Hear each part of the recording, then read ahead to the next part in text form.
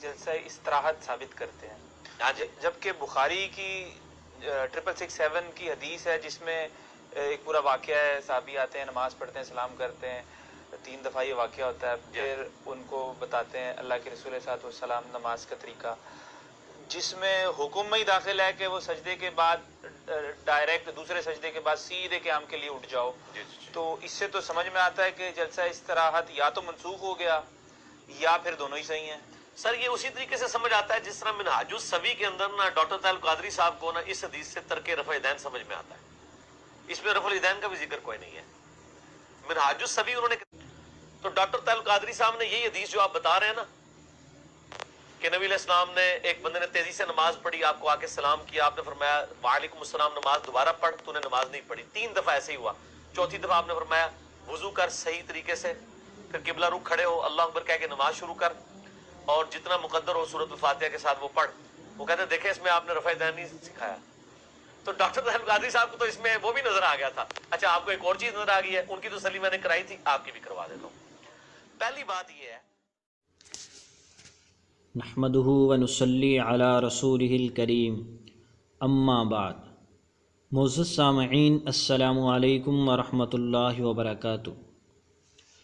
ہم نے اپنے بیان جلسہ استراحت سنت نہیں ہے اس میں محمد علی مرزا کے ایک جھوٹ کا مختصراً تذکرہ کیا تھا کہ محمد علی مرزا نے جلسہ استراحت والے سوال کے جواب کے شروع میں کہا کہ حضرت ابو ہریرہ رضی اللہ تعالی عنہ کی حدیث مسیء الصلاۃ، مسجد میں صحابی آئے، آ کر نماز پڑھی، حضور علیہ السلام کے پاس گئے، آپ نے فرمایا دوبارہ پڑھو، پھر واپس آئے، 3 مرتبہ ایسے ہوا، پھر آپ صلی اللہ علیہ وسلم نے ان کو طریقہ سکھلایا۔ محمد علی مرزا کہتا ہے کہ اس روایت سے ڈاکٹر طاہر القادری صاحب نے المنہاج السوی میں ترک رفع یدین پر استدلال کیا ہے، انہوں نے اس سے ترک رفع یدین سمجھا ہے، اور پھر وہ اپنے سائل کو کہتے ہیں کہ میں نے ان کی تسلی بھی کروائی تھی، تمہاری تسلی بھی کرواتا ہوں۔ جناب مرزا صاحب، آپ ان کی تسلی سے پہلے خود اپنی تسلی کریں۔ اگر آپ کے پاس المنہاج السوی ہے اور یہ بات آپ کسی سے سن کر نہیں کہہ رہے تو ذرا المنہاج السوی کو دوبارہ پڑھیں، اس میں پہلی تکبیر کے علاوہ نماز میں رفع یدین نہ کرنے کا بیان جو باب ہے، اس کو ذرا آنکھیں کھول کر غور سے پڑھیں۔ اگر نظر کی کمزوری کا مسئلہ ہے تو ذرا اینک لگا کر غور سے پڑھیں اور پھر ذرا دیکھ کر بتلائیں کہ اس میں ڈاکٹر طاہر القادری صاحب نے اس حدیث کو پیش کیا ہے یا پیش نہیں کیا۔ ہم نے اپنے پچھلے بیان میں کہا تھا کہ ڈاکٹر طاہر القادری صاحب نے اس حدیث سے ترک رفع یدین پر المنہاج السوی میں استدلال نہیں کیا۔ محمد علی مرزا نے جھوٹ بولا ہے۔ محمد علی مرزا ایک جھوٹا انسان ہے، لیکن اس کو پسند کرنے والے، اس کے پیچھے چلنے والے وہ بالکل جاہل ہیں، وہ اس کو پتہ نہیں شیخ الاسلام اور کتنا بڑا عالم علامہ بنا کر پیش کرتے ہیں، حالانکہ یہ آدمی جھوٹوں کا پیشوا ہے۔ اب ان لوگوں کا نہ تو اتنا مطالعہ ہے، نہ وہ علماء کے پاس بیٹھتے ہیں، نہ ان کی اتنی زیادہ تحقیق ہے، یہ 2-4 ادھر ادھر کی باتیں لگا کر ان کے سامنے پیش کرتا ہے، اندھا دھند لمبے چوڑے حوالے دیتا رہتا ہے، جھوٹ فراڈ سے کام لیتا رہتا ہے، اور وہ سمجھتے ہیں کہ یہ پتہ نہیں کتنا بڑا عالم ہے، حالانکہ یہ شخص اپنی گفتگو میں بہت زیادہ جھوٹوں سے کام لیتا ہے۔ آپ ہمارے چینل پہ جائیں، ویڈیوز پر سرچ کریں، کتنی ویڈیوز ہم نے اس کے خلاف بنائی ہیں جس میں اس نے بڑے بڑے علماء ائمہ پر جھوٹ بولا۔ حضرت امام بخاری رحمۃ اللہ علیہ پر اس نے جھوٹ بولا، حضرت امام طحاوی رحمۃ اللہ علیہ پر اس نے جھوٹ بولا، حضور پاک صلی اللہ علیہ وسلم کا ارشاد علم حاصل کرو چاہے تمہیں چین جانا پڑے، اس حدیث مبارکہ کے متعلق اس نے جھوٹ بولا۔ اس کے علاوہ بھی اس نے بہت جھوٹ بولے ہیں۔ تو ہم اس کے ماننے والوں سے کہتے ہیں خدا کا خوف کرو، اس کا پیچھا چھوڑ جو، یہ تمہارے لیے بہت بڑی آزمائش اور فتنہ ہے۔ اللہ تبارک و تعالیٰ قرآن پاک میں فرماتے ہیں، 11واں پارہ सूरत नंबर 9 सूरत तौबा आयत नंबर 119, या अय्युहल्लज़ीना आमनुत्तकुल्लाह, ए ईमान वालो अल्लाह से डर जाओ, वकूनू मअस्सादिकीन, सच्चों के साथ रहो। इसलिए इसके मानने वाले हमारे मुसलमान भाइयों, हम तुम्हारी खैर खाही के लिए अर्ज़ कर रहे हैं, इसका पीछा छोड़ दो, ये झूठा आदमी है और कुरान का हुक्म है कि सच्चों के साथ रहो, तो तुम इसका झूठ वाज़े होने के बावजूद इसके साथ क्यों लगे हुए हो? क़यामत के दिन अल्लाह को क्या जवाब दोगे? ये तुम्हारे किसी काम नहीं आएगा, ये भाग जाएगा वहाँ तो सगे माँ बाप बहन भाई भाग जाएंगे, ये कौन है जो तुम्हारे किसी काम आएगा?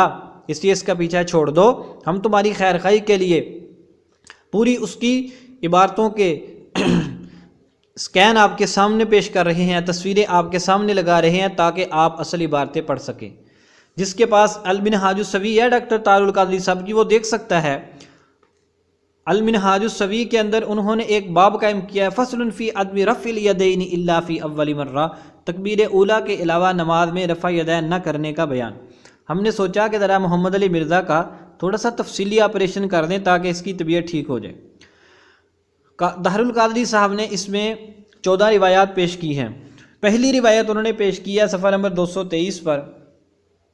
हज़रत इमरान बिन हुसैन रज़ी अल्लाह तआला अन्हु ने फरमाया कि हज़रत अली रज़ी अल्लाह तआला अन्हु के साथ उन्होंने नमाज़ पढ़ी। ये तो पहली रिवायत हो गई। दूसरी रिवायत है हज़रत अबू हुरैरा रज़ी अल्लाह तआला अन्हु ने नमाज़ पढ़ाई और फरमाया कि मेरी नमाज हज़ूर सल्लल्लाहु अलैहि वसल्लम की नमाज से मुशाबिहत रखती है।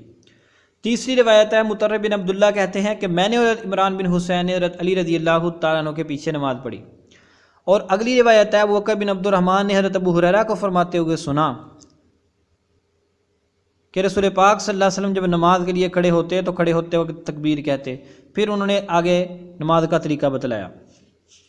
इसके बाद हज़रत अबू सलमा की एक और रिवायत है कि हज़रत अबू हुरैरा रज़ी अल्लाह तआला हर नमाज में तकबीर कहते थे, खा फ़र्ज़ होती है, दूसरी माह रमज़ान में होती है, इसके अलावा आगे नमाज का तरीका है। फिर हज़रत अबू हुरैरा ने फरमाया कि मैं तुम सबसे ज़्यादा हज़ूर पाक सल्लल्लाहु अलैहि वसल्लम की नमाज के साथ मुशाबहत इख्तियार करता हूँ। फिर उन्होंने हज़रत अबू कलाबा की रिवायत पेश की, हज़रत मालिक बिन हुवैरस रज़ी अल्लाह तआला अन्हु का अमल। उसके बाद उन्होंने हज़रत अब्दुल्लाह बिन मसूद रज़ी अल्लाह तआला अन्हु की मशहूर हदीस पेश की कि रसूल पाक सल्लल्लाहु अलैहि वसल्लम की नमाज़ पढ़ कर ना दिखाऊँ, नमाज़ पढ़ी, पहली तकबीर के अलावा रफ़ा यदैन नहीं किया। फिर उन्होंने इसकी एक और सनद पेश की। उसके बाद उन्होंने हज़रत बरा बिन आज़िब रज़ी अल्लाह तआला अन्हु की रिवायत पेश की कि नबी अकरम सल्लल्लाहु अलैहि वसल्लम पहली तकबीर के अलावा रफ़ा यदैन नहीं करते थे। उसके बाद उन्होंने हज़रत अस्वद की रिवायत पेश की कि हज़रत अब्दुल्ला बिन मसूद रज़ी अल्लाह तआला अन्हु पहली तकबीर के अलावा रफ़ा यदैन नहीं करते थे और अपने इस अमल को हुज़ूर पाक सल्लल्लाहु अलैहि वसल्लम से नकल करते। उसके बाद उन्होंने हज़रत अब्दुल्ला बिन मसूद रज़ी अल्लाह तआला अन्हु का इरशाद नकल किया कि मैंने रसूल पाक सल्लल्लाहु अलैहि वसल्लम और हज़रत अबू बकर उमर के पीछे नमाज़ पढ़ी, ये सब हज़रात पहली तकबीर के अलावा रफ़ा यदैन नहीं करते थे।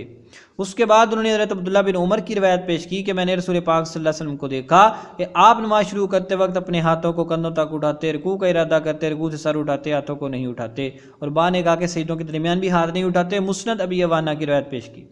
फिर उन्होंने हज़रत अस्वद की रिवायत पेश की कि मैंने हज़रत उमर बिन खत्ताब को नमाज अदा करते देखा, आप पहली तकबीर के अलावा रफ़ा यदैन नहीं करते थे।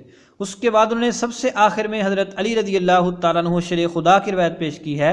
आसम बिन कुलैब अपने बाप कुलैब से नकल करते हैं कि हज़रत अली रज़ी अल्लाह तआला अन्हु पहली तकबीर में रफ़ा यदैन करते थे, फिर नमाज में दोबारा रफ़ा यदैन नहीं करते थे। यह उनकी आखिरी रिवायत है, रिवायत नंबर 261, बाब के एतबार से 27 नंबर रिवायत है। यह है सफ़ा नंबर 229। इसके बाद जनाब नया बाब शुरू हो जाता है, इमाम के पीछे क़िराअत ना करने का बयान।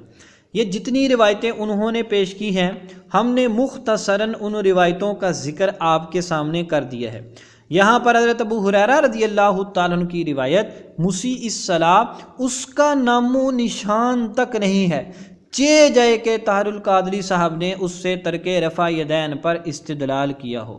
तारुल कादरी साहब से इख्तलाफ मुमकिन है, इख्तलाफ किया जा सकता है, हम भी करते हैं, लेकिन इसका ये मतलब नहीं है कि बंदा उन पर झूठ बोलना ही शुरू कर दे। तो मोअज़्ज़ज़ सामईन, ख़ास तौर पर जो मोहम्मद अली मिर्ज़ा को सुनने वाले हैं, खुदा का खौफ करें, इसका पीछा छोड़ दें। ये अपने बयानों में बहुत झूठ से काम लेता है। आप हमारी बात क्यों नहीं समझते?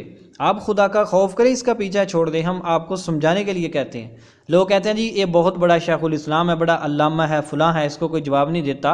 आप मुझे बताएं इन झूठों का कोई बंदा क्या जवाब दे?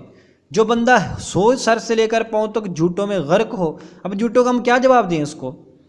कितने हमने इसके झूठ लोगों के सामने आश्कार किए हैं, और इसके चेले नीचे कमेंटों में गालियां तो दे देते हैं, जवाब उनके पास कोई नहीं होता। تو اس طرح اس نے یہاں پر بھی جھوٹ بولا ہے۔ اللہ تبارک و تعالیٰ تمام مسلمانوں کو اس شخص کے فتنے سے محفوظ فرمائے۔